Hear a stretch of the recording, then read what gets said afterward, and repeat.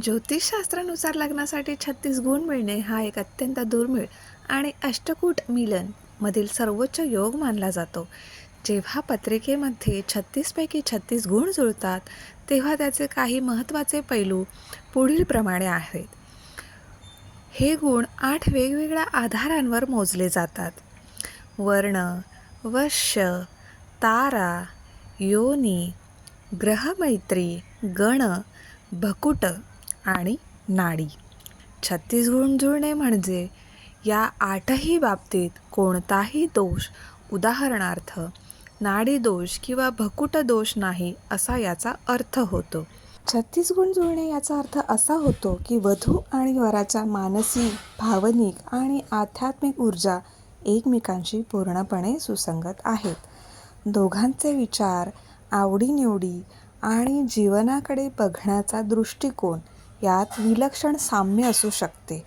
ज्योतिषशास्त्रात फक्त गुण जुळणे पुरेसे नसते. पूर्ण गुण जुळले तरी पुढील काही गोष्टी तपासणे अनिवार्य मानले जाते.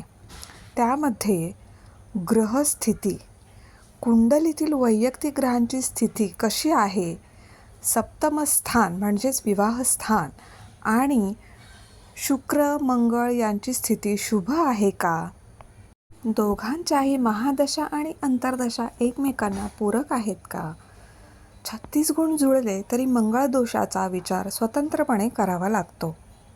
36 पैकी 36 गुण जुळणे हे अतिगुण मानले जातात. यामुळे कधीकधी दोघांचे स्वभाव इतके सारखे असतात की नात्यात वैविध्य राहत नाही किंवा एखाद्या कठीण प्रसंगी दोघांची प्रतिक्रिया सारखीच, कदाचित नकारात्मक असू शकते. त्यामुळे 36 गुण म्हणजे संसार सुखाचा होणारच असा ठाम दावा करण्यापेक्षा एकमेकांवरील विश्वास आणि स्वभाव समजून घेणे जास्त महत्त्वाचे ठरते.